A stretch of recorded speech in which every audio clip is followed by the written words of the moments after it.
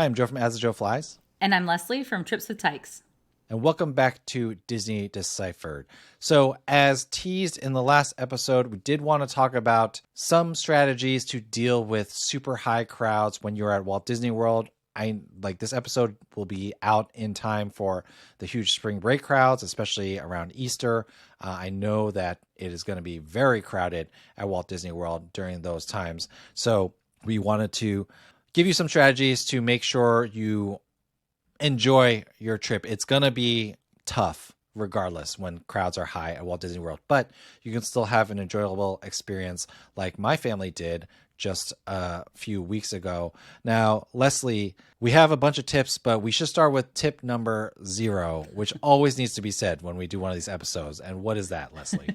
A tip 0, just like tier 0 for the Disneyland tickets. So, yes, tip 0 is don't go if you can help it during high crowd times. I mean, obviously you have kids in school, you're a teacher, you are wedded to a school schedule a lot of the time, like a lot of families are. But if you have any flexibility, don't go during high crowd times because it's going to be a tougher experience, day by day, your logistics, but you're also going to pay more money because at those high crowd times, everything costs more and then you need to buy more extras to have a good time. So you're paying more for maybe the deluxe hotel so you can get extra evening hours or whatever the heck they're called. And then you're also paying more for Genie Plus and things like that. And you're paying higher prices for the rooms because it's a high crowd time. So yeah, just know that if you can dodge it, you should. So if you have young kids, they're not in school yet, go midweek on a random, Tuesday in May, please. Yeah, I mean, I really tried hard coming up with these tips to not just encourage people to throw money at the problem, but just from my experience, like when it is as crowded as it was, and if you didn't listen to the trip report, it was President's Day and Mardi Gras all in the same week. It's really hard not to throw money at the problem. Like even the take a break suggestions are still throwing money at some extent to the problem. So if you can do it, one thing that I've really been getting into is the idea of like a Thursday through Tuesday trip, even if it's over a long weekend, or maybe, ideally if for your school system, it's like parent teacher conference weekend and doesn't coincide with one of the major 3-day weekend holidays. If you go Thursday through Tuesday, you can do the parks on Friday, Saturday, Sunday, Monday, maybe even Tuesday. You get 4 days of park in. And if it's at a quiet time, like even though you're going over the weekend, it's going to be so much better than the week that we went, which was a break for us and what felt like half the Eastern Seaboard. And so something to consider. Sometimes when you do it that way too, you can get away with kids only missing 1-2 days of school. That's definitely ideal. For sure. All right, well, let's dive into the tips now that tip 0 is out of the way. What was the first thing that helped improve your high crowd experience vacation? All right, tip 1 is just about being flexible. We talk about this all the time at Disney. You're going to have to be flexible. Rides are going to go down. Plans are going to have to change. Whether you purchase Genie Plus or not during a high crowd time, you really are going to have to be flexible and be willing to make adjustments based on how your kids are feeling, how your family's feeling, how you're feeling, and how the rides are doing on a given day. This is probably tip 0.1. Just a reminder, if you can't avoid the high crowd times, then be ready to be flexible and to really be able to zig when other people are zagging or zag when other people are zigging if things are really crowded, because that's the best kind of mentality to maximize your time in the parks. All right, well, let's turn to tip number 2. I'll preview this for everybody. I think it's really important if you're going at a high crowd time to know what you're entitled to be prepared. This is not the time to go into a Disney vacation without having read all of the blog posts that are out there and learning the systems that Disney currently has in place. So let's go over what folks are entitled to. Genie Plus, you can book that starting at 7 a.m. for everybody if you choose to purchase Genie Plus. Virtual queues, you can book those at 7 a.m. for everybody. You, of course, need a park reservation for the park that has the attraction with the virtual queues. Individual lightning lane, you can also book those at 7 a.m. if you are staying at an on-property hotel or one of the designated good neighbor partner hotels. And there's a list, and you have to know what that list is to make See sure you're website eligible. for list, Yeah, yes. see website. And for everybody else, other off-property hotels, those are when the park opens. You can't book individual paid lightning lane until that point. Genie Plus rules, everything, those all apply to everybody, regardless of where you're staying, same rules. And then finally, extended evening hours, those are only for deluxe hotel guests, plus Swan Dolphin, Swan Reserve bonus for those partner hotels. Yeah, and so the third tip that we're going to have for you today is really to take advantage of the extended hours that you are entitled to. If you're an on-site guest, like Leslie said, everyone on-site, whether you're at the All-Stars or the Grand Floridian, you get 30-minute early entry to any of the Disney parks, and that makes a very big difference. Now, tip 2 came from, I had a friend who was in Walt Disney World the same week that I was, and they were like, I thought I knew the rules, but I wish I had done better research on the rules.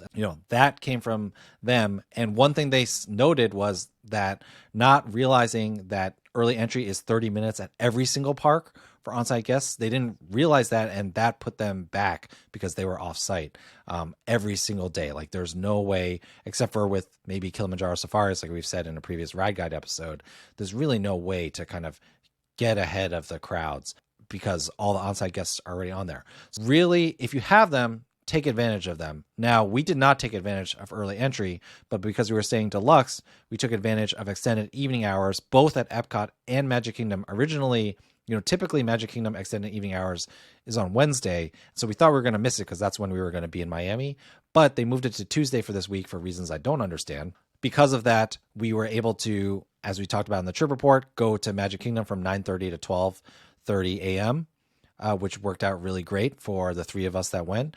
And I also took my daughter to extended evening hours at Epcot. And although Remy had a pretty rough line, we were able to single rider test track multiple times. We could have done it all night if we wanted to. So those extended evening hours, Magic Kingdom better than Epcot, but Epcot's still, pretty good as well. Yeah, definitely take advantage of those if you're eligible. I mean, you're paying for them if you're staying at an on-property hotel, and you're paying for those evening hours if you're staying at a deluxe, and then some. So definitely try to use those if you can. So tip 4, for a busy crowd time, you need to book your tours and your dining early and often, right? Yes. So remember, you can book special tours and activities 60 days in advance, and dining as well. We overbooked dining, although we kept actually most of it, and we booked that Up Close with Rhinos tour. The reason why this really helps during high crowds is because, for example, Up Close with Rhinos, they could only take 10 people. So that was an hour that we spent with only, maybe it was 15 people, but we only spent there were so few people there. That was a little bit of an oasis in all the crazy crowds that we had. Or, like last year, my wife and daughter did Wild Africa Trek. And so that was a small group as well. And so they had 3 hours enjoying Animal Kingdom Park, paying extra, but not having to worry about the crowds. Dining serves the same purpose, right? There's only a limited number of seats at every single restaurant. And we had a lot of great dining experiences. I did mention in the last episode, and it does bear repeating, table service dining is very expensive, which is why this is not necessarily not throwing money at the problem, but it gives you a chance to relax, sit there for an hour, hour and a half. Like, our kids get antsy, but if, they can hang out. Like, we were at Garden Grill late at night. We saw the 4 characters, Chip, Dale, Pluto, and I can't remember the 4th one right now because I'm tired, but we saw them each 3 times. So there's a lot of good experiences to be had via extra activities, table service, dining. You could do Bibbidi Bobbidi Boutique if you get it. Lots of time to be used and positive experiences to be had without having to wait in lines or deal with gigantic crowds. Yeah, very helpful tip. You're going to need those breaks, and you're going to need those times away from the crazy crowds. Exactly. All right, before we go to tips 5, just a quick reminder. We're on YouTube now, so if you could like and subscribe to us and hit that bell button. Check us out on youtube.com/@DisneyDeciphered. Also, as always, you can find Leslie's writing, tripswithtykes.com, and you can find her at tripswithtykes on social media. Find me at AsTheJoeFlies on social media. And if you're looking to book a Disney trip, I'd love to help you and your family out as your travel agent. Email Joseph Chung at travelmation.net. All right, Leslie, let's go to tip 5. All right, so tip number 5, and this is true for any trip, but especially true on crowded days. You want to choose the days that you're using Genie Plus carefully if you're not going to get it for all the days. So think about where you're going to extract maximum value, the rides that your kids want to ride, and know your strategies for making those selections, the order in which you need to pick the rides for the parks that you're going to that day. So really think carefully about when you're going to get the most value out of Genie Plus, because on a high crowd day, you are going to be paying the highest price for Genie Plus. I know you paid $29 on the days that you purchased it, right? Yeah, we were kind of locked in via our table service dining and like our plan. But if I had planned it better, maybe like I was happy with the 2 days we bought Genie Plus because we bought it for Magic Kingdom and for Hollywood Studios. And I feel like those are the high value parks for Genie Plus for different reasons. Hollywood Studios is high value because if you can get 2-3 rides out of it, it feels like it's worth it just because it's so hard to get on attractions there without huge lines. And in Magic Kingdom, it's because there's so many options. You can use Genie Plus Lightning Lanes a bunch of times. And so we skipped it for Epcot and Animal Kingdom, which were days where it cost $22. So they were not as busy. Epcot, we end up making work okay because we had DAS. Maybe I would have wanted Genie Plus that day. But I think if we had kind of flipped the days, we could have saved some money. But then, of course, Epcot and Animal Kingdom would have been more expensive as well. Animal Kingdom, we didn't need it because, we were able to get on Kilimanjaro safaris early, and then we did Up Close with Rhinos, which took up a lot of time as well. And Kali River Rapids, which the kids really want to go on, was closed for refurbishment. Yes. So didn't have to go on that. And, we spent a bunch of time at the Boneyard, the playground, and things like that. But it worked out for us to just buy Genie Plus for the 2 days. So definitely think about, where you're going to get the most bang for your buck for Genie Plus. All right. So speaking of Genie Plus, tip 6 is more Genie Plus. You want to really use the more advanced tips and tricks for maximizing Genie Plus on a high crowd time.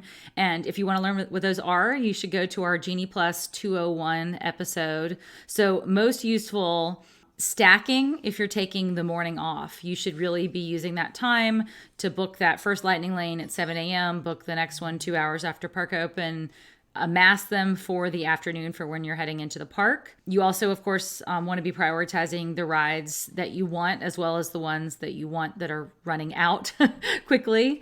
And you also want to be alternating between Genie Plus and Standby. In your case, I know you were using DAS, but you're not going to be able to fill a day with Genie Plus just because you're not going to be able to amass them as quickly on higher crowd days, even if you're using it pretty smartly. And lastly, you want to be maximizing if you do get those multiple experience passes because rides go down. Think strategically about how you can use those. Those are fantastic when they happen. I'm never disappointed. It just gives you more choices when you get one. And it's a bummer when a ride goes down, but ultimately I think it's a bonus for folks who know how to use them. Yeah, like combining the good decision for getting Genie Plus on Magic Kingdom Day, we got like 3 or 4 multiple experience passes for random things. I mean, Space Mountain was expected, and that was actually was the most disappointing to my kids because that's the one they actually wanted to ride. But I think one of the princess meet and greets went down, and the Little Mermaid ride went down. I don't know. It was like really random, the things that went down, but worked out well and gave us. And I actually ended up having more than I could use because we were leaving the park anyway. So if you can get those multi-experience passes, they really will make a big difference, especially on the high crowd days. All right. The next tip or idea is really throwing money at the problem, but Disney has brought back the after hours events where you pay $150 odd for 3 hours of access to the parks after the parks have closed. You can mix in earlier as well, so you can get a good 5-6 hours in the park depending on when you go. Obviously, you have to have kids who can stay up late. But these after-hour events, generally very low crowds. I've seen pictures of people walking onto Rise of the Resistance 3 times in a row. They just announced that they're going to be doing these for Epcot as well, and Guardians of the Galaxy Cosmic Rewind is going to be open for that. One thing to consider, especially if you're on like a 3 or 4 day ticket, the marginal cost of that 3rd or 4th day is pretty close to the cost of the after-hours ticket. So consider having a shorter ticket and buying the after-hours ticket and just getting everything done. Like Magic Kingdom for 6 hours, you can get a lot of stuff done. So if it's in the budget, or if you can shorten your ticket days and make it in the budget, definitely consider an after-hour event. All right. This is difficult for you, Leslie, but tell us about tip 8, and I'll tell you about some of my experiences. I was going to say the same thing. Tip 8 is remember that Disney isn't just about the rides. I have trouble myself in doing anything but rides, but there really is much more, especially in Orlando. You've got so much entertainment. You have all the characters. You just have the atmosphere. World Showcase, I am very good about taking this advice seriously, because I do love just touring the countries and, eating the food at the festivals and things like that. So try to do more than just rides, build that into your schedule so that you feel like you're filling the day and being entertained, even if you aren't, squeezing in 20 rides in a day. So what about your experience, Joe? Yeah, so I want to share 2 experiences that we had that were pretty great. Now, when we say it's not only about the rides, you can also throw in attractions that are like shows. Now, I will note that my daughter tried to see the Indiana Jones stunt show and she could not get a seat. She showed up like right when it was starting, which is crazy. I mean, that's how crowded it was. But if you're there like 10, 15 minutes early, you're not going to get the best seat, but you'll be able to see that. Fantasmic, the fireworks you can throw in there, Festival of the Lion King. So all those shows and attractions, Monsters Inc. Laugh Floor, which I had to do. Oh my gosh. Not my favorite thing, but my kids were like cracking up. Oh my gosh. My son was like laughing so loud I was embarrassed. Okay. But all those things are things, and Monsters Inc. Laugh Floor, it's generally a walk-on. If you don't see a line outside, it's going to be a walk-on. Those are examples of non-rides that you can do. But there's also just the entertainment that is around. And so the 2 examples I want to share. Okay, the first was the Festival of the Fantasy Parade is back. And my daughter and I, despite the insane crowds, my 5-year-old daughter and I were able to camp out at Rivers America. And I shouldn't say camp out.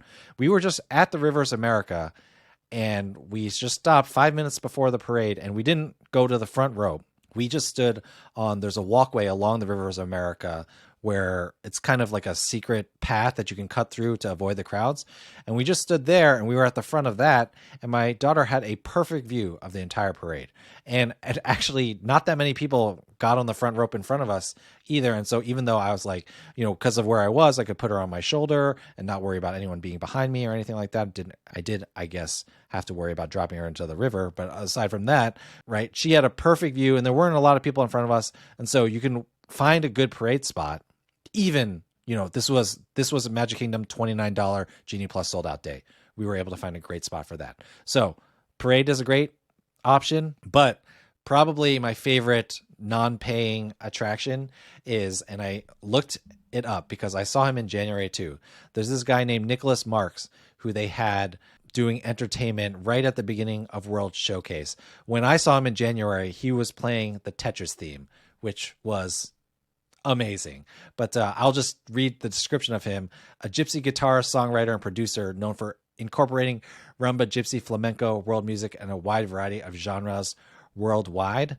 We stopped to watch him play, and then, Leslie, I do not know how he discovered this song, but my son is obsessed with Stitches by Shawn Mendes, and I kid you not, Nicholas Marks, the second song, we sat down for like half a song, and then the second song he played was Stitches. And so, of course, we had to stay and listen to that whole song, and a good time was had by all.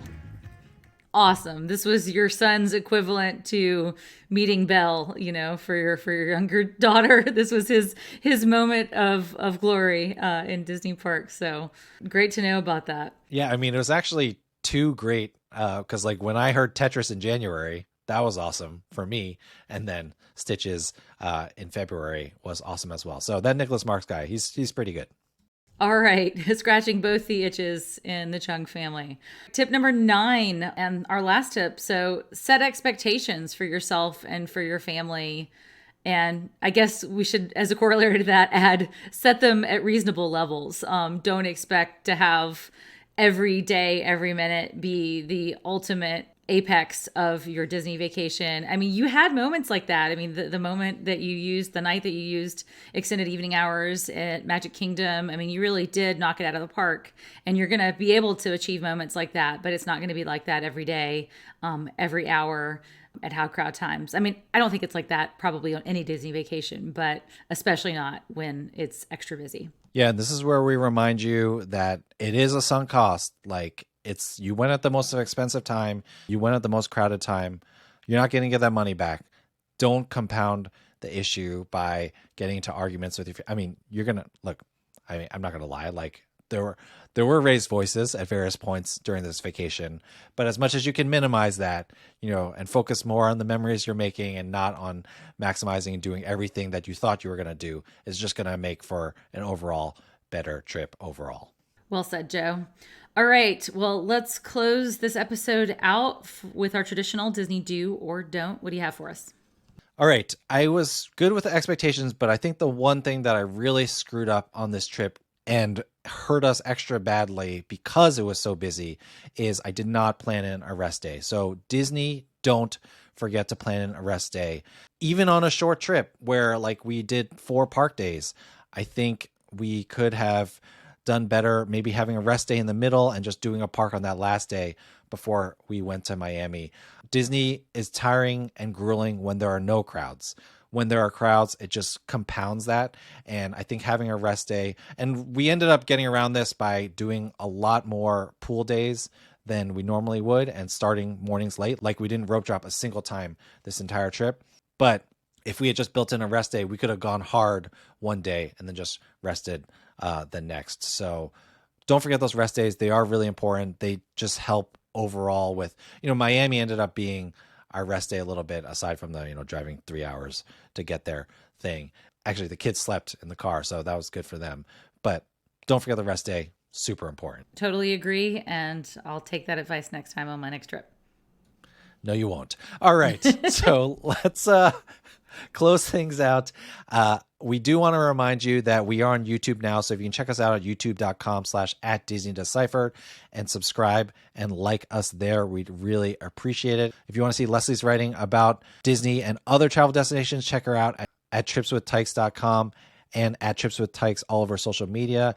You can check me out at AsJoeFlies on social media. And if you're looking to book a trip, email me, josephchung@travelmation.net. If you have questions for the podcast, email us disneydeciphered@gmail.com. That's not confusing at all. Thank you, everyone, for listening. Other than that, Leslie, thank you for taking the time to talk to me. And I will see you never going to Walt Disney World on President's Week, because you're smarter than that. Thanks, Joe. Famous last words.